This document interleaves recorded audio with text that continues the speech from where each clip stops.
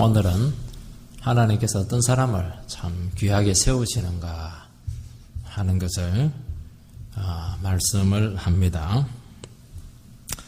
우리나라 몇 손가락 안에 드는 대기업의 사원이 보니까 인화입니다.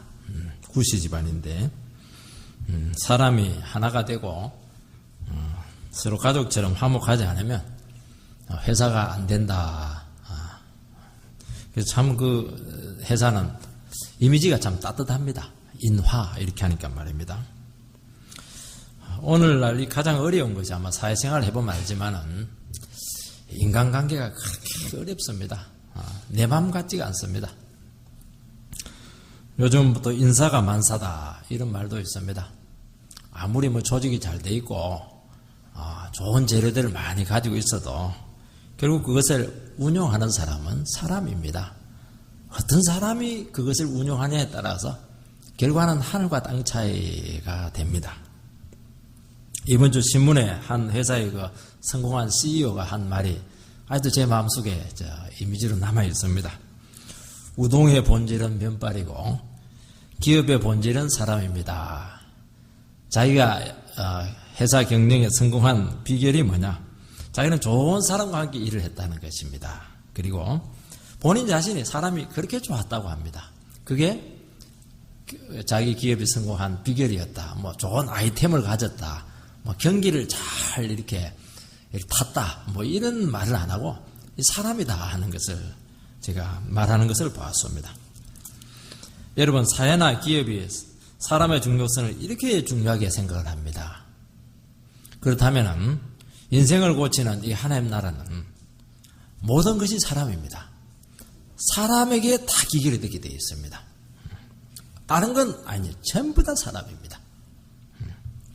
사회나 기업은 일은 열심히 하거나 또 인정을 받으면은 반대급부가 따라옵니다. 월급을 많이 준다든지 또 아니면 승진을 한다든지. 근데 이 하나님 나라는 반드시 반대급부가 따라오는 게 아닙니다. 도리어 하나님 나라에서 귀히 쓰이고 이렇게 한다고 해서 도리어 반대도 있고 어려움이 많을 때가 많습니다. 그래서 하나님 나라에서 하는 것은 사람의 영혼을 살리는 일입니다. 그래서 얼마나 헌신되고 훈련되어 있어야 되는가 하는 것을 말씀합니다. 저는 훈련이 안 되어 있는데요. 기다리시기 바랍니다. 주님이 알아서 다 훈련시켜서 쓰실 겁니다. 사람 잘못 세우면 영혼 망치고 교회 망가지는 것은 한순간입니다. 그래서 우리가 하나님 나라에서 세움받고 하나님 나라에서 귀히 쓰이기 위해서는 뭐 돈을 많이 준다든지 아니면 뭐 좋은 자를 준다든지 그거하고 안 됩니다. 어떤 심적인 동기가 반드시 부여되어야만이 이 귀한 사명, 천하보다도 귀한 영혼을 다룰 수 있는 이 귀한 사명을 감당할 수가 있습니다. 예수님께서는 안식일 문제로 종교 지도자들과 충돌하신 후에 이제는 공적인 회당에서 설교를 할 수가 없게 되었습니다. 그러니까 야외로 나갔습니다. 바닷가로도 가고 산으로도 가고 길가로도 가고 그렇게 하니까 평소에 만나지 못한 많은 사람들을 만나게 되었습니다. 그런데 예수님께서는 그 많은 일보다도 제일 중요하게 생각한 것이 무엇이냐면은 하나님의 일꾼으로 제자들을 세워서 자기 다음을 준비하신 것입니다. 이미 예수님께서는 자기가 떠날 때가 됐다는 걸 아시고 하나님 나라를 누구에게 부탁해야 되느냐? 이 귀한 정말 영혼을 살리고 이 나라를 살릴 수 있는 이 귀한 사명을 누구에게 맡겨야 되느냐? 여러분 회사를 크게 경영해놓고 나서 그걸 누구에게 맡겨야 되느냐? 이거는 정말 그 창업자에게서는 골치 아픈 문제입니다. 정말 어려운 문제입니다. 그때 가서 하면은 박살납니다. 예수님께서는 전도하는 것도 중요하고 병 고치는 것도 중요하고 설교하는 것도 중요했지만 정말 중요한 것은 이 하나님 나라를 누구에게 맡기느냐, 어떤 사람에게 맡기느냐 이 문제가 너무너무 중요했었습니다. 딱 충돌이 생겼을 때 딱 때를 알고 사람을 세워야 되는구나. 이제 하나님 나라를 맡길 때가 왔구나. 준비시켜야지. 아주 굉장한 위급성을 느꼈던 것으로 생각이 됩니다.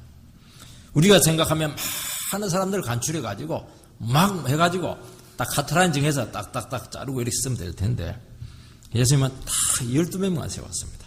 그리고 집중적으로 훈련했었습니다. 결국 이 제자들을 통해서 복음이 땅끝까지 전해졌고 지금까지 우리에게까지 찾아왔었습니다. 그 시발점이 어디에 있느냐? 예수님께서 12명의 제자를 세운 데 있는 것입니다. 그래서 우리가 이 주님께서 제자를 세우신 이 원리가 얼마나 특별했는가, 그 정신이 어떤 정신이 있는가 하는 이 부분에 대해서 잊어버리게 되면은 절대로 하나님 나라 일을 감당할 수가 없습니다. 그리고 지속적인 헌신이 절대로 나오지 않습니다. 조금 하다가 도망가 버리고, 조금 하다가 그냥 침체되어 버리고, 되지를 않아요. 상황이 좋을 때는 좋지만은, 하나님 나라 일이 뭐 돈 생기는 것도 아닌데, 결과가 많이 생기는 것도 아닌데, 정말 낙심된 일이 너무 많기 때문에요. 일은 중요하지만은, 그래서 여기에 굉장히 중요한 원리들이 있다는 것을 알고, 이 정신을 내가 마음에 깊이 새겨야 되겠다. 그런 마음을 가지고 설교를 들으시기 바랍니다. 첫 번째는 산에서 새로운 시작을 했습니다. 13절 읽어보면은 또 산에 오르사 자기가 원하는 자들을 부르시니 나온지라. 똑같은 본문이 누가복음 6장 12절에도 나옵니다. 예수님께서는 제자들을 부르시기 전에 밤새도록 기도하신 내용이 나옵니다. 예수님께서는 새벽 미명에 기도하신 건 있는데 철야를 한 것은 딱 여기 한 군데만 딱 나옵니다. 주님께서는 자기 자신의 그런 경험과 생각으로 제자들을 세우지 않고 밤새도록 그전에도 기도 많이 했었습니다. 아버지께 응답을 받았습니다. 이 정도로 이 사람을 세우는 게 중요했다는 겁니다. 하나님이 쓰시는 사람, 하나님이 원하시는 사람을 택하는 것이 제자사에게 사활이 걸린 문제였고 12명을 세웠는데도 불구하고 한 명은 실패합니다. 참 게 사람이게요. 사람이 간단한 문제가 아닙니다. 사람을 세우는 게. 교회 해보면 알아요. 사람 세우는 게 얼마나 어려운가 하는 것을 알게 됩니다. 예수님이 제자들을 부르신 장소가 산이었습니다. 산에 오르사라고 하는 것은 이스라엘 사회에서는 아주 중요한 의미를 가지고 있습니다. 새로운 미래의 전망을 가지게 될 때, 아니면 새로운 시대를 준비하고 새로운 공동체를 꿈꾸게 될 때 산에 오릅니다. 산에. 예수님께서는 안식일 문제로 유대교와 아주 충돌을 하신 후에 한계를 느꼈습니다. 예수님께서 계속 회당에 들어가서 공식적인 루트를 통해서 설교를 하고 말씀을 전한 이유는 유대교를 통해서 한번 하나님의 말씀을 전하고 싶은 그런 간절한 소원이 있었기 때문입니다. 그런데 전부 다 배척을 하는 겁니다. 율법과 전통으로는 안 된다는 것을 예수님께서는 아시고 새로운 복음의 공동체를 세우려고 산으로 올라가신 것입니다. 생명의 주가 되신 예수님을 거부한 그 유대교에서는 가망성이 없다 하는 것을 아셨던 것입니다. 이스라엘 백성들이 홍해를 건넌 후에 곧바로 광야로 행진하지 않습니다. 가나안으로 바로 달려가지 않습니다. 우리는 마음이 급해요. 이제 노예 났으니까 축복받아 가야지 이렇게 하면 될 텐데 그렇게 하지 않고 1년 동안 시내산에서 있습니다. 그리고 때가 되었을 때 하나님께서는 모세를 시내산 꼭대기로 올리셔서 율법을 받게 하고 그리고 이스라엘 백성과 하나님과 언약을 체결합니다. 이제 이스라엘 백성들은 노예가 아닙니다. 노예 시대는 끝났고 새로운 하나님의 시대가 너희들 가운데 열렸다 하는 것입니다. 이제 너희들은 노예가 아니다. 너희들은 정식 하나님의 백성이 되었다. 그런데 본성은 다 노예들입니다. 노예 근성을 다 가지고 있습니다. 그래도 너희들은 이제 이 세상에서 제일 존귀한 하나님의 자녀들이다. 내가 너희들을 그렇게 만들어주겠다. 그렇게 지금 선포하는 것입니다. 이때부터 이스라엘 백성들은 완전히 달라졌고 새 출발했고 그때부터 이스라엘 백성들은 달력이 시작이 된 것입니다. 우리의 달력은 언제부터 시작되었습니까?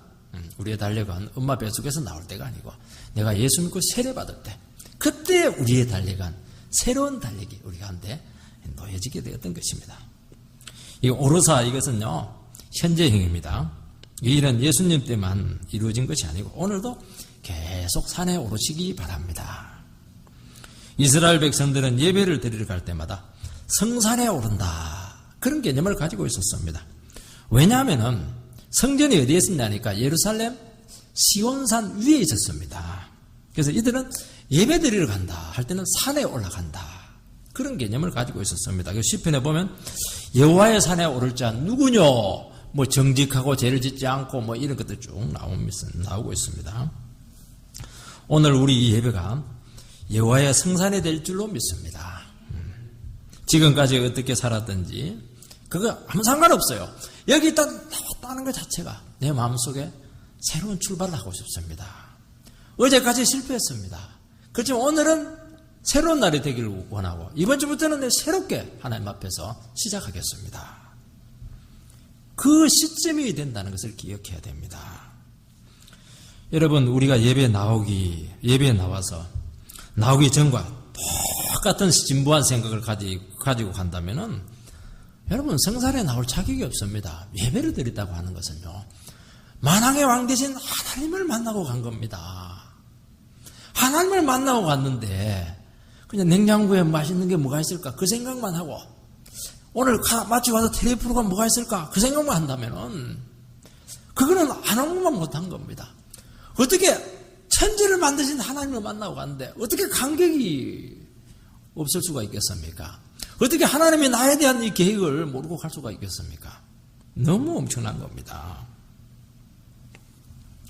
지난 실패와 허물을 고백하고 용서받고 성령받고 부활의 능력으로 일어서시기 바랍니다. 그리고 세상으로 나가시기 바랍니다. 그 예배 드릴 때는 뭡니까? 부활의 능력을 회복하는 겁니다. 벌떡벌떡 살아나야 됩니다. 내가 아무리 침체되어 있었고 아무리 내가 그냥 썩어 있을지라도 예배 딱 드리면 그냥 일어서 버려야 됩니다. 확 회복돼야 돼요. 아이고, 어제 저녁에 제가 3시간 뿐이 못 잤는데요. 상관없어요. 벌떡 일어서야 됩니다. 그런 능력이 나타나기를 바랍니다. 여러분, 새 출발은요, 우리가 결심한다고 되는 게 아닙니다. 내가 이제부터 잘 살아야지. 작심삼일입니다. 주님이 우리를 부르시고 세우셔야 됩니다. 사명을 새롭게 할 때 새 출발이 가능한 것이고, 주님이 새 출발하게 해줘야 새 출발이 되는 것이고, 주님이 나를 만나줘야 되고, 말씀해줘야 되고, 나에 대한 계획을 말씀해줘야 되고, 나에 대한 길을 보여주고, 이렇게 할 때 새 출발이 되는 것이지, 내가 잘 살아야 되겠다. 안 됩니다. 주님이 나를 왜 구원했습니까? 나를 왜 세우셨습니까? 왜 나를 이 자리에 있게 했었습니까? 그 깨닫는 시간이 되기를 바랍니다. 그래서 예배 중에 말씀을 듣고 주님을 새롭게 만나시기 바랍니다. 여러분, 인생을 새롭게 시작하려면요, 반드시 기억을 해야 됩니다.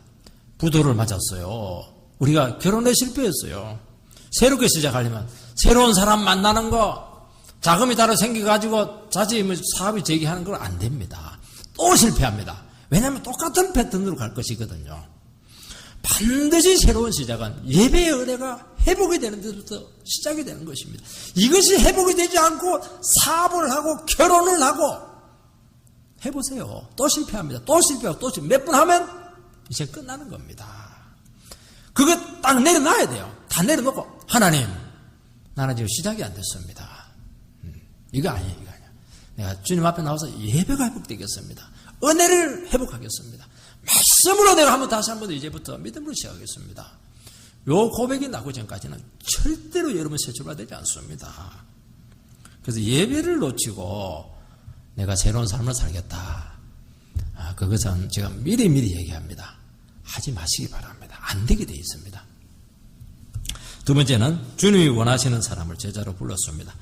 주님은 자기가 원하는 사람을 부르셨습니다. 자기가 원하는 자들을 부르시니, 주님은 자기 스타일에 맞는 사람들을 부르지 않았습니다. 내 말 잘 듣는 사람들 부르지 않았습니다. 빼딱한 사람들, 그것도 안 부른 것도 아닙니다. 그것도 12제자의 성향을 살펴보면은 정말 다양하고 기질도 다르고 배경도 다 다릅니다. 기준이 없어요. 제가 봤을 때는. 여러분, 주님의 선택과 부르심을 말씀하고 있는 것입니다. 하나님 나라 일이라고 하는 것은 자기가 하고 싶다고 해서 시켜주지 않습니다. 자기를 다른 사람들은 조금 밀어주고 뽑아준다고 해서 하나님 나라에서는 절대로 세워지지 않습니다. 내가 어떤 코스웍을 했다, 제자훈련 코스웍을 했다, 어떤 과정을 이수했다고 해서 하나님께서 그 사람을 세우는 것은 뭐 교회에서는 뭐 세워가 쓸지는 몰라요. 다 하나님이 쓰시지는 않습니다. 하나님이 그렇게 해서 절대로 사람을 안 세웁니다. 누구를 세웁니까? 주님이 뽑아서 세워야 됩니다. 지명하여 불렀나니 너는 내 것이라. 넌 내 거 아이가. 내가 너를 쓸게. 이게 답입니다. 하나님께서 왜 나를 세워서 불렀습니까? 모릅니다. 주님 원해서 그냥 구원해 주시고요. 주님 원해서 나를 세워주시고 주님 원해서 나를 목사로 세우셨던 것입니다. 이것이 답입니다. 여러분 회사에서 사장님이 여러 사원이 있는데 한 사원을 특별히 찍어가지고 막 키워줘요. 그 친구 보니까 내보다 조건이 좋은 것도 아니고 내보다 떨어지는데 막 세워줍니다. 그것을 두고 사장님께 가서 왜 저 사람 세워주고 나는 안 세워줍니까? 항의하면 어떻게 됩니까? 잘립니다. 절대 그 말하면 안 됩니다. 분석해도 안 돼요. 사장님이 그 사원을 그냥 원하고 좋아했던 겁니다. 이유가 없어요. 이유를 알려고 하지 마시기 바랍니다. 세상은요, 이유 모르는 게 너무 많습니다. 이 말씀은 우리가 구원받고 세움받는 이유는 내 자기 자신에게서 찾지 말라는 겁니다. 내가 얼마나 많이 배웠고, 내가 얼마나 성격이 좋고, 내가 스펙이 얼마나 뛰어나고, 내 출신 성분이 얼마나 괜찮나, 이것으로 찾으면 실패합니다. 여러분, 제자들의 면면을 보면 성격 안 좋아요. 뭐가 아주 많이 나 있습니다. 직업도 어부인데 그 당시로는 중산층 이하입니다. 공부를 많이 하지 않았습니다. 예루살렘 유니버시티 종합대학 나온 사람 한 사람도 없습니다. 출신도 유다 출신이 아니에요. 세련되지 못했습니다. 빈촌 갈릴리 출신들입니다. 근데 주님께서 이들을 불러 세웠습니다. 그러니까 은혜지 않습니까? 우리는 종종 이런 질문을 합니다. 내가 왜 쓰이는지 모르겠어. 내가 왜 세움받은지 모르겠어. 그렇게 이야기합니다. 신앙이 어릴 때는요, 왜 나같이 뛰어난 인간을 안 쓰실까? 굉장히 불만이 많습니다. 저도 목회 초창기 때는 왜 담임 목사님만 설교도 하고 왜 나는 설교를 안 시켜주는 거야? 굉장히 스트레스 받았습니다. 근데 정작 하나님이 쓰실 때는 참 이해가 안 돼요. 나를 왜 세웠을까? 쓰일 수 없는 사람인데 쓰인다. 이런 생각을 참 너무 많이 하게 됩니다. 목사 될 수 없는 사람인데 하나님께서 목사 되겠구나 하는 것을 알게 됩니다. 나보다 똑똑하고 잘난 사람들이 그렇게 많은데 하필 왜 납니까? 이런 질문들을 참 많이 합니다. 신기하고 놀랍고 참 이상하고요. 설명이 안 되는 거예요. 설명이 안 되는 겁니다. 허물이 많고 허점투성이고 믿음이 좋은 것도 아니고 성질 하나는 또 대단하고 말이죠. 한마디 하면 막 말귀를 못 알아들어요. 무슨 말인지 말귀를 못 알아들어요. 이거 하나 엉뚱한 거 해가지고 돌에 사고를 저질러놓고 준비도 안 되고서는 큰 소리 하나도 냅다 이렇게 치고 말이죠. 어떻게 저런 인간을 하나님께서 쓰십니까? 그래서 나중에 보면요, 참 부끄러운 것밖에 없어요. 부끄러운 것밖에. 천지를 모르고 내가 그냥 까불었구나 하는 생각을 합니다. 여러분, 세상의 선생들은요, 최고의 자질을 가진 사람을 제자로 삼습니다. 대학 선발 기준은 성적입니다. 운동선수는요, 자질이 뛰어나야 됩니다. 기술이 뛰어나야 됩니다. 주님은 전혀 기준이 달랐습니다. 주님은 예루살렘의 우수한 사람이 아니고 갈릴리 평범하고 무식한 자들을 제자로 뽑았습니다. 물론 바울처럼 똑똑하고 뛰어난 사람도 있습니다. 근데 그런 사람들을 완전히 밟아가지고 완전히 패대기 쳐가지고 네가 그렇게 잘났나? 이러면서 그냥 눈 멀게 해서 완전히 바닥을 쳐서 딱 세웁니다. 그 잘난 것 갖고는 안 된다는 것입니다. 공통점은요, 참 말씀을 너무 사모합니다. 말씀이란 막 끔뻑 죽습니다. 그리고 순수하고 정직합니다.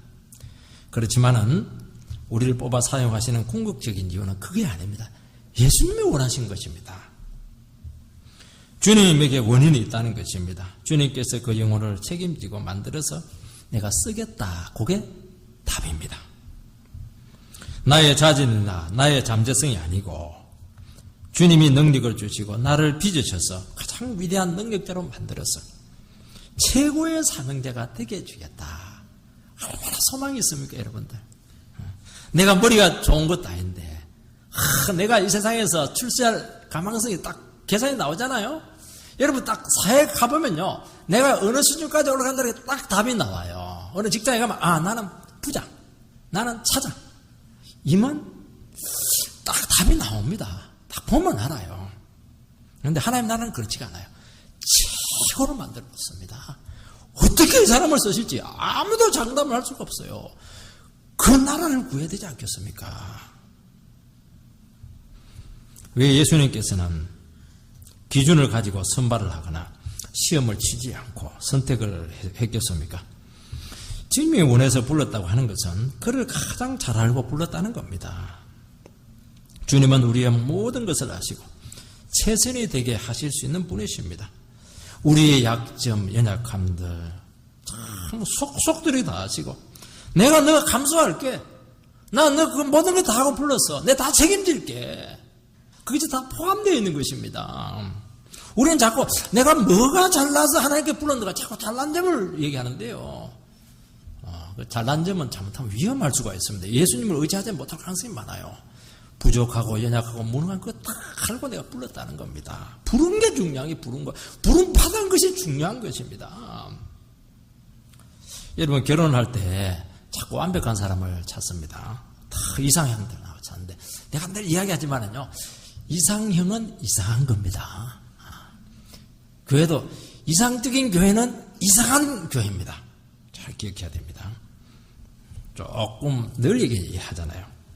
여러분, 결혼은 선택입니다. 그 많고 많은 순간에, 여보, 왜 하필 나를 찍었어? 답이 뭡니까? 좋으니까, 사랑하니까, 그게 답입니다. 키가 높기 때문에, 돈이 많아서 위험합니다, 그것은. 사랑하니까, 여러분들 결혼할 때, 키는 180 이상 되고, 이러면 안 됩니다. 다리 부러질지 어떻게 하나요? 좋으니까, 사랑하니까, 강요해서 하지 마시기 바랍니다. 결혼은요, 사랑한다고 하는 것은 나를 있는 모습 그대로 받아주겠다는 겁니다. 뚱뚱한 거, 밥 많이 먹는 거, 이거 다 내가 그냥, 오케이! 난 당신 자체로 좋아! 이게 선택이고, 이게 결혼인 것입니다. 이렇게 결혼해야 됩니다. 그게 안 된 사람은 기도 많이 하셔야 됩니다. 자꾸 결혼 준비한다고 취직도 하고, 밥솥도 사고 이렇게 샀었는데 텔레비도 사놓고, 그게 결혼 준비가 아니에요. 어떻게 해야 됩니까? 이게 돼야 돼요. 시각이 딱 제대로 되어 있어야 됩니다. 우리 청년들 기도 많이 해야 됩니다.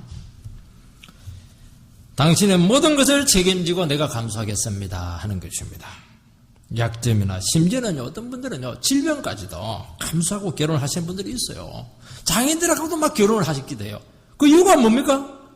사랑하기 때문에요. 좋은 겁니다. 좋은 겁니다. 여러분, 이 세상에서 가장 가까운 관계는 출생이 아닙니다. 부모와 자식은 출생의 관계인데요, 촌수가 1촌입니다. 촌이 있다고 하는 것은 거리가 있다는 것입니다. 사촌은 1촌의 4배입니다. 부부는 무촌이에요. 부부는 촌수가 없습니다. 부부는 왜 촌수가 없느냐? 선택의 관계로 맺어졌기 때문입니다. 그래서 이 세상에서 제일 가까운 관계, 오공본드로 딱 붙여놓은 관계가 부부입니다. 하나님께서는 우리를 죄인 중에서 선택해서 자녀되게 했습니다. 선택해서 자녀되게 했습니다. 출생이 아닙니다. 우리는 출생을 한 게 선택을 해서 하나님 자녀가 된 것입니다. 이것은 가장 강력하고 가장 가까운 관계, 어떤 세력도 이 관계를 깨뜨릴 수 없습니다. 아들로 선택을 해서 모든 좋은 것을 다 상속으로 주시고 모든 부여를 다 나누십니다. 여러분, 우리의 축복받는 길은요, 다른 데가 하나님께만 딱 붙어 있으면 무조건 축복이 오는 겁니다. 이 원리를 알아야 됩니다. 자식들도요, 한 번씩 평상시에는 막 부모님 전화도 안 해놓고 돈 필요하면 자꾸 전화하고 이러는데 그 돈 줍니다.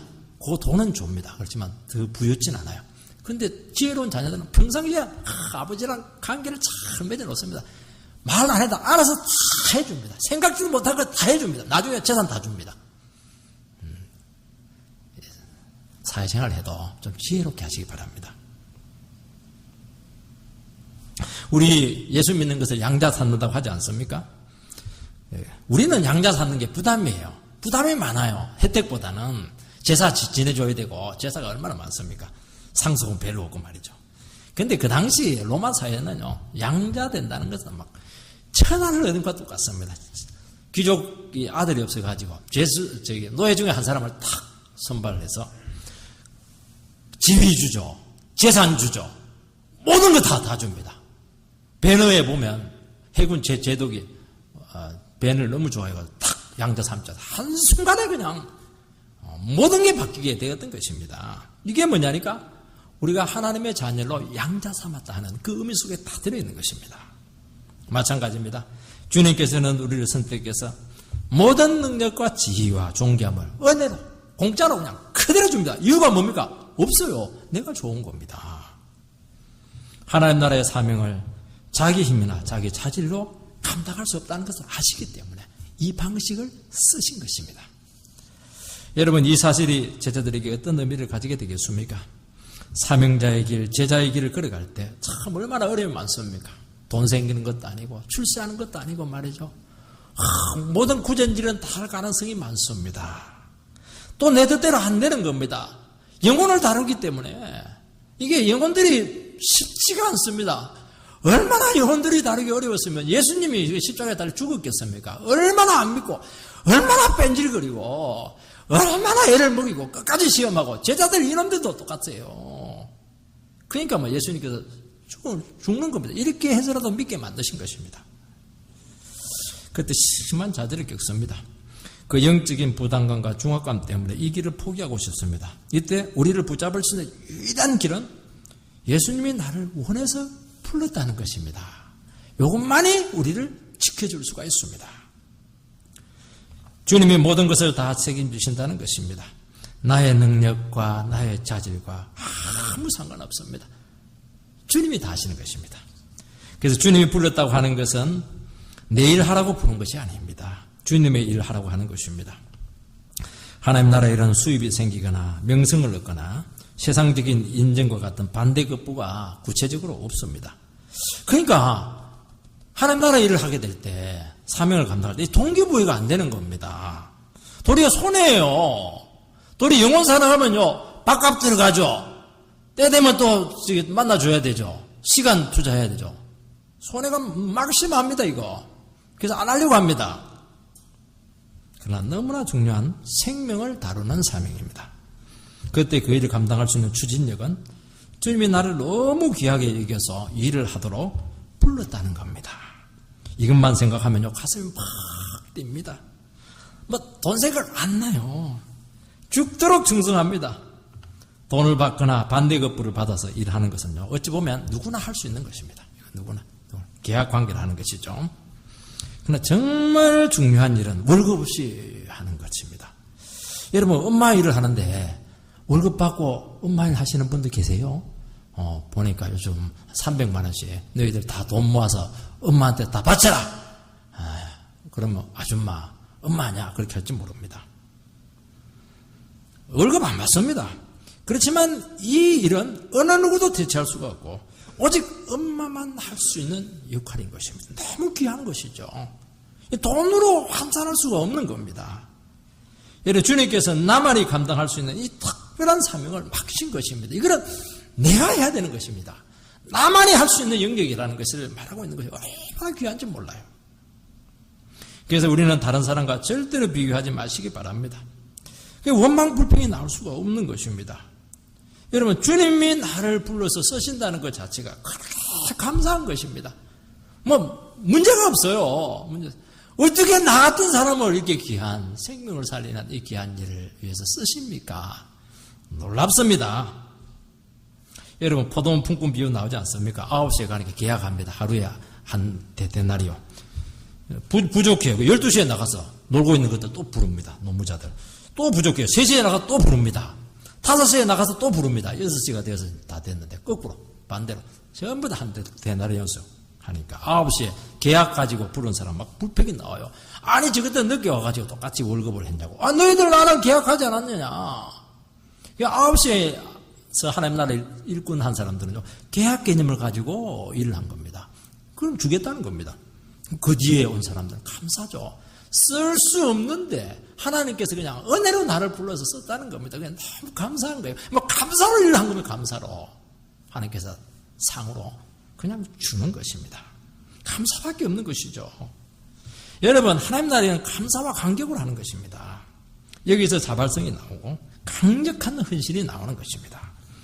가장 불행한 사람이요, 직업적으로 주의 일을 감당하는 것입니다. 제가 제일 위험한 것은요, 직업 목사 되는 것입니다. 월급 받기 위해서 목사하는 거예요. 안 하는 게 나아요. 다른 걸 하세요. 운전을 하든지 다른 게 100배 낫습니다. 그 순간 생명력은 없고 성령은 역사하지 않고 매너리즘에 다 빠지게 되어 있습니다. 여러분, 이 귀한 사명을 돈 보고 명예 보고 어떻게 할 수가 있겠습니까? 세 번째는 부르신 이유가 나옵니다. 14절 15절 말씀을 보면은 이에 12를 세우셨으니 이는 자기와 함께 있게 하시고 또 보내사 전도도 하며 귀신을 내쫓는 권능도 가지게 하려 하심이라. 세 가지죠. 첫째는 예수님과 함께 있게 하기 위해서입니다. 주님은 우리를 부려먹기 위해서 부르지 않았습니다. 어떤 분들은 이 교회에 나오셔가지고 불안해합니다.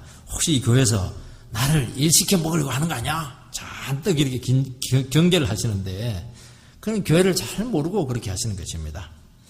여러분, 우리가 교회에 나오는 것은 주님하고 교제하기 위해서 나온 겁니다. 예수님 만나도록 하신 것이고 주님과 동행하고 같이 살도록 하기 위해서 삶을 가르쳐주기 위해서 나온 것입니다. 봉사나 일은 그 다음입니다. 해도 되고 안 해도 돼요. 물론 하시기 바랍니다. 하게 되어 있습니다. 또 어떤 분들은 뭐 선교사를 혹시 보낼까봐 싶어가지고 너무 은혜 받으면 안 되겠다 싶어서 은혜 안 받으려 하는데, 아무리 선교사 일이고 본인이 싫어하면 돈도 많이 드는데 억지로 안 시킵니다. 그거 걱정 마세요. 저희 봉사 원칙은 이 천사도 흠모하는 이 귀한 봉사 사명을 왜 억지로 시킨다는 것입니다. 하기 싫으면 안 하면 돼요. 물론 훈련 차원에서 이렇게 격려를 해서 하긴 하지만 정신은 그게 아닙니다. 너무 귀한 겁니다. 이것은 먼저 주님과 교제하고 은혜 받으시기 바랍니다. 경건에 힘쓰시기 바랍니다. 그래야 능력이 나오고 나누어 줄 것이 있습니다. 내 것으로 섬기는 게 아닙니다. 여러분, 그걸 잘 알아야 됩니다. 하나님이 주시는 능력과 은혜로 섬기는 것입니다. 그래서 내가 나누어 줄 것이 있어야 돼요. 내 안에 은혜가 있어야 되고 나한테 말씀이 있어야 되고 주님과 함께 살았던 흔적이 있어야 그것으로 섬기는 것이지 늘 뭐 밥만 사주고 그렇게 하겠습니까? 그거 안 되는 겁니다. 그거 세상 사람들 밥도 잘 사줍니다. 여러분, 교회는요, 하나님 나라 잔치가 벌어지는 곳입니다. 지금 뭐 하는 겁니까? 떡은 없더라도 이 잔치예요, 잔치이고. 여러분, 잔치를 하는데 제일 중요한 게 뭡니까? 먹을 것이 있어야 됩니다. 사람들이 잔뜩 불러놓고 먹을 게 하나도 없습니다. 그러면요, 다음에 안 옵니다. 욕합니다. 여러분, 교회는요, 줄 떡이 많이 있어야 됩니다. 그 떡이 뭡니까? 하늘에서 내려온 떡이죠. 영적인 떡입니다. 말씀이 있어야 돼요. 은혜가 있어야 돼요. 하나님의 사랑이 막 차고 넘쳐야 됩니다. 사람이 아무리 많고 시설이 좋아도요, 말씀 없고 은혜 없으면요, 교회가 그렇게 뻑뻑할 수가 없어요. 사람이 아무리 적고 부족해도요, 말씀이 있고 서로 간에 신뢰가 있고 은혜가 넘치면요, 천국이란 천국. 막 여기에 그냥 너무 좋아. 집에 가고 싶지가 않아요. 여기서 그냥 이들과 같이 그냥 초막 짓고만 죽고 싶어요. 여러분, 말씀이 고갈되고 경건이 무너지면 다른 것은 의미가 없습니다. 귀한 사명이 막 고된 노동이 됩니다. 즐겁지가 않고 고역입니다. 못 죽어서 하는 겁니다. 시키니까 하는 겁니다. 여러분, 주님과 함께 사는 것이 좋을까요? 안 좋을까요? 굉장히 중요한 질문입니다. 이것은 함께 살겠다고 했는데 예수님하고 같이 살면 좋을까요? 안 좋을까요? 하나 더 묻겠습니다. 결혼하면 좋을까요? 안 좋을까요? 엄청 좋죠. 그러나 좋은 만큼 힘든 것도 굉장히 많습니다. 왜요? 좋은 것은 잠시요. 그때부터는 이제 제가 또 목사님 자꾸 피바다를 건너간다고 그러는데 저는 그렇지는 않은 것 같아요. 참 너무 좋더라고. 참, 어떻게 이런 사람을 나한테 하나 붙여줬나. 한 세 개를 그냥 여성이라고는 엄청난 세 개를 그냥 공짜로 딱 붙여줬어요. 얼마나 풍성한지. 여러분, 결혼은요, 그냥 두 사람이 이야기하는 게 아닙니다. 내가 모르는 엄청난 세계를 주님께서 공짜로 탁 주는 겁니다. 결혼 안 하고 성숙해지기는 좀 어려워요. 제가 말하지만 풍성할 수가 없습니다. 독신으로 자꾸 혼자 편안하게 살라는데 그 생각 다 버리시고 어떻게든지 우리 능평교에 있는 청년들은 기도 많이 해가지고 결혼을 꼭 해야 됩니다. 요즘 자꾸 결혼 안 하고 35, 40 넘어가는데 네, 막 답답해 죽겠습니다. 결혼은 격격의 사유가 있는 것도 아닌데 말입니다. 꼭 결혼은 너무너무 축복된 것입니다. 그러나 책임이 참 커요. 왜냐하니까 안 맞습니다. 서로 달라요. 마음도 다르고 습관도 다르고 생각도 다르고 목표도 다르고 잠잘 때도 다르고 어떤 사람들은 막 몸이 차가지고 입을 팍 뒤집어 쓰는데 어떤 사람은 열체질을 가지고 막 이래 버리니까 이거 막 전쟁이에요. 잠자면서도 이거 각방서 자고 또 각방 쓰면 안 되거든요. 주님 말씀 순종 못하는 거니까 참 쉽지 않아요. 그래서 결혼 생활은 삶이고 서로 맞추어 가야 됩니다. 서로 알아가야 됩니다. 언제까지 알아가야 됩니까? 죽을 때까지 알아가야 됩니다. 저는 지금도 우리 집사람이 한 번씩 이해가 안 될 때가 너무 많아요. 20, 30년을 살았는데도 이해 안 되는 부분이 많아요. 어째 저럴까? 기도하죠. 여러분 주님과 같이 살려면요. 주님과 마음이 일단 맞아야 됩니다. 주님을 인격적으로 알아가야 됩니다.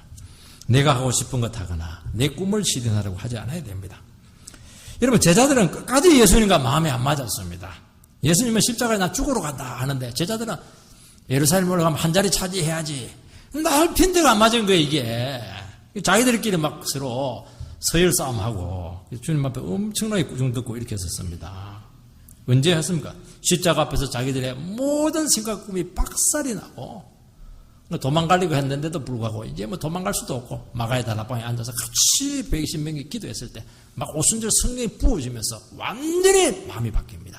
주님만 마음이 딱 하나가 되었을 때 그들은 용사로 변화가 되었고 세상에 감당할 수 없는 그런 능력자로 바뀌게 되어서 완전히 그냥 죽도록 충성한 능력의 종이 되었던 것입니다.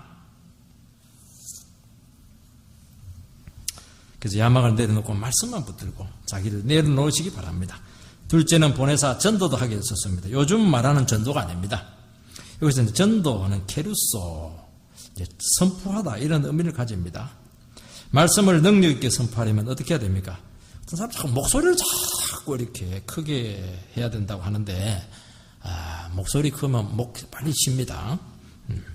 영혼을 분화시키는 능력이 나타나려고 하면은 자기 자신이 하나님의 말씀으로, 말씀의 사람으로, 하나님의 사람으로 바뀌어야 됩니다. 내가 바뀌어야 됩니다. 말씀은 기능이 아닙니다. 말씀은 어떤 교훈이 아닙니다. 어떤 강의식으로 그 정보를 전달하는 게 아닙니다. 이 생명이에요, 생명. 죽느냐 사느냐 하는 문제를 결정하는 것이 말씀인 것입니다. 내가 이 죽을 고비 가운데서 말씀 붙잡고 살아난 경험이 없으면 어떻게 하나님의 말씀을 전가할 수가 있겠습니까? 그래서 우리의 본질이 바뀌어야 됩니다. 흉내로 안 됩니다. 자기는 말씀을 안 믿으면서 어떻게 사람들에게 회개를 요청을 하고 어떻게 말씀대로 살라고 목이 터져라고 기도하라고 어떻게 그런 말을 할 수가 있겠습니까? 자기 자신의 말씀 때문에 대가를 지불하고 생명까지 바쳐야 됩니다. 그때 말씀이 진리라 하는 것을 온몸으로 뼛속에 탁 심겨지게 됩니다. 그러면 그 사람이 하는 말, 눈빛, 삶 모든 것을 통해서 진리가 증거됩니다. 한마디 딱 들으면 알아요. 이 사람은 다르구나. 이 사람 뒤에는 하나님이 있구나 하는 것을 알게 되는 것입니다. 이게 케루소, 선포하다는 것입니다. 하나님의 말씀은 우리의 전인격으로, 전 삶으로 전하는 것입니다. 이 말씀은 진리고 이 말씀만이 사는 길입니다 하는 분명한 확신이 있을 때 선포할 수 있습니다. 이 세상에 좋은 것들이 얼마나 많습니까? 어떻게 선포할 수 있겠습니까? 못 선포합니다. 이것만이 살 길입니다. 이 확신이 있어야 됩니다.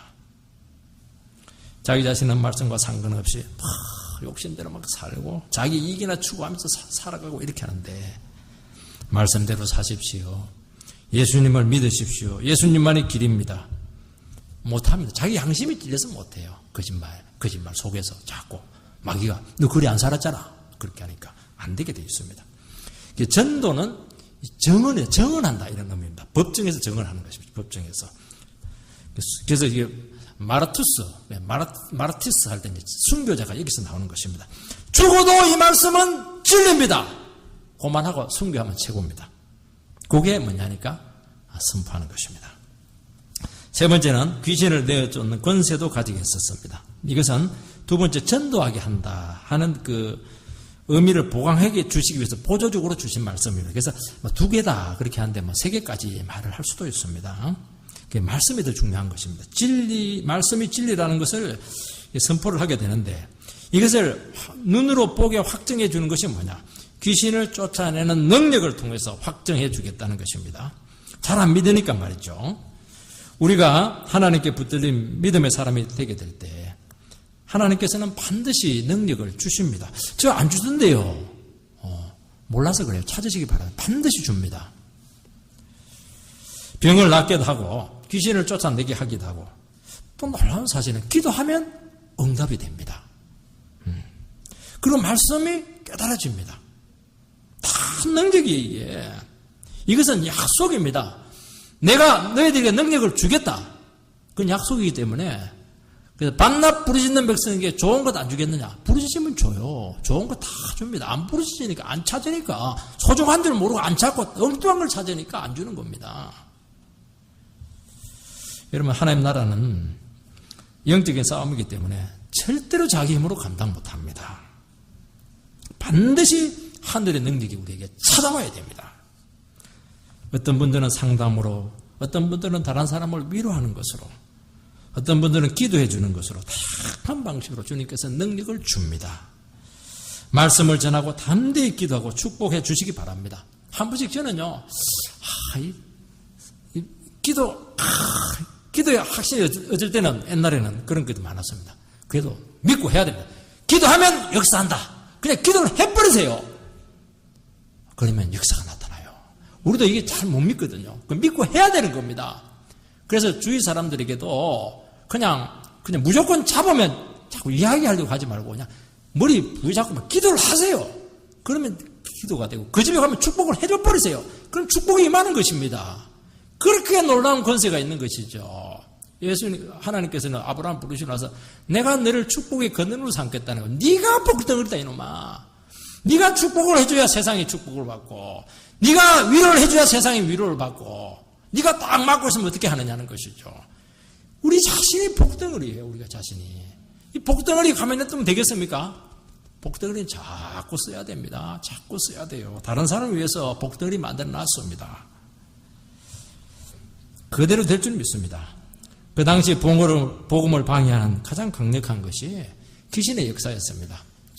예수님 때요, 귀신 들린 사람이 그렇게 많았습니다.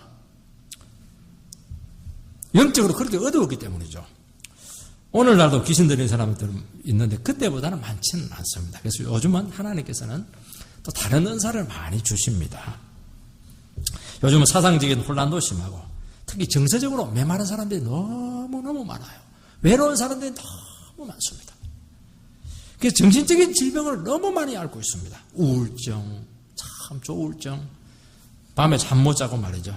요즘 어떻게 보면은 상담의 은사들, 또 위로나 기도의 은사들이 많이 필요합니다. 또 말씀을 쫙 가르쳐야 돼요. 왜냐하면 너무 사상적인 혼란이 많기 때문에 뭐가 바로 이단도 너무 많기 때문에 말씀을 잘 가르치는 게 참 필요합니다. 그래서 하나님께서는 우리가 어떤 능력과 은사를 주실지 모릅니다. 반드시 주실 줄 믿습니다. 그걸 찾으시고 정말 주님 앞에서 귀히 체험받는 귀한 성도들 되시기를 주의 이름으로 축복합니다.